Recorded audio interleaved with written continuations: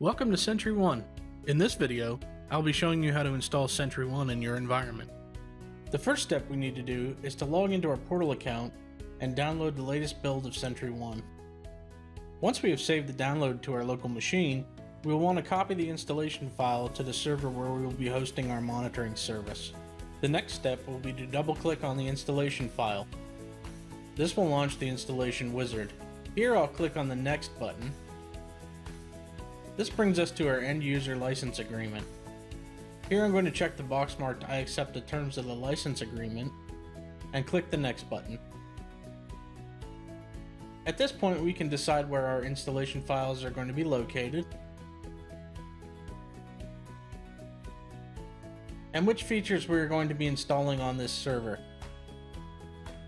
These features include the client, monitoring service, documentation, and if you're using Simple Network Management Protocol, you'll want to keep the SNMP MIBs as well.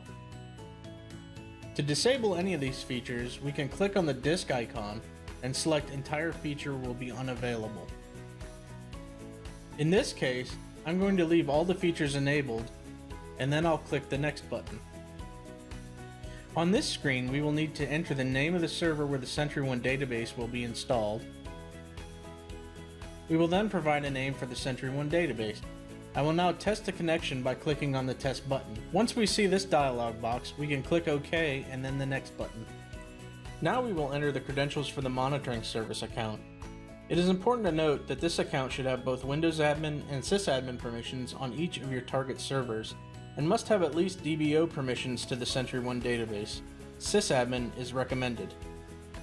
Once we enter this information, we can click on the Test button to make sure that the account is validated.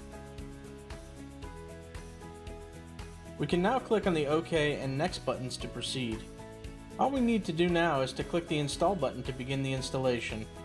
Once the installation finishes, we will be prompted to launch the client on exit, and we can click on the Finish button to do so. In the next video, we will walk through the onboarding wizard at the end of the installation.